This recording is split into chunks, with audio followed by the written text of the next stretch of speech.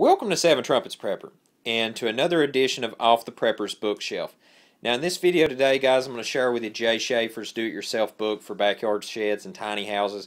I credit this book to my wife and my mom getting them for me because when I was in Lowe's one day, they actually pointed this out to me and everything, the information in it. So I found the book very useful for us because once that I got the trailer frame to the point where that we can finish the wiring up and now we can actually start putting the subfloor onto the metal. I'll show you in here how that this book can actually help people that are doing that accommodate it. But to begin with, I really got to make it a point in this series to start doing this right off the start. If you want to pick the book up, there is the UPC for it, and right there it's from Fox Chapel Publishing.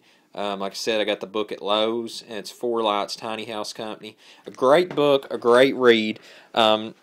To begin with,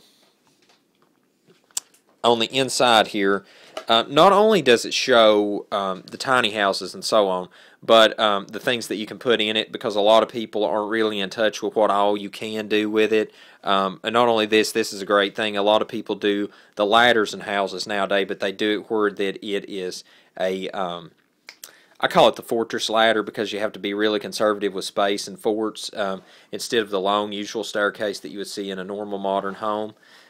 Anyway, the plans and so on, it goes through a bunch of different plans. As going through the book, it shows a lot of illustrations and color pictures to show you step by step, and I'll get into some of those in a minute. But what I was talking about, the framework, is it goes through on the blueprints, and it gives you some great blueprints as to how to build your tiny house and all that.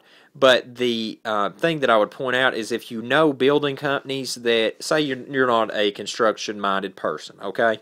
I'm a very technical person, but if you're not a construction trade person, the great thing about buying this book is, bam, you got building plans. You pick one out that you like, you go down to the local building company, you say, hey, here's my flipping trailer, here's the plans, make it happen, Joe, and you throw the money down. All right, so there's some options there. Or if you're a technical person, now you've got a lot of good blueprints, and you can put this to work to accommodate on your trailer. Because, like, for instance, here, this right here, this is a little wide for my trailer because I want it to be within the legal limits, so I'd obviously have to work down some of the dimensions on it. But it gives you a great starting point. And anyway, moving on. I know people want to see pictures, they want to see diagrams and so on. This is called the Gifford. It gives you an idea of a layout on the inside of it, how it can be done, and then this is like one that has been done. A beautiful tiny home. I love small living. I'm so passionate about it. I mean, honestly, under the kingdom and under salvation, I think if there's any movement that I support, it's getting tiny. Love the tiny houses. So anyway, moving on, here's some more. Somebody built one out on the water. Beautiful. This kitchen's very compact, neat. It's clean cut. Refrigerator unit underneath that. Here's your cooking surface up out of the way. When you want it, put it down, plug it in. Right here, nice little seating area, bed area in the back. Just some great homes. And the other section, though, that I want to cover very quickly is how to build a tiny house. For those of you who are not a technical-minded person, but you say you want to give it a try, well, good news. They've got it in the back. This is like, I would equate this to Carpentry Class 101 book that I had in high school. It takes you, a beginner, it takes you right down the line of how to construct it, subfloor, frame your walls, do your roof trusses, everything. Matter of fact, I want to get on over here, and I believe it goes into closing in the walls and everything, adding the outdoor siding, hanging the doors. Yeah, it's got it all. I forgot about that section in the back there. So anyway, a great layout.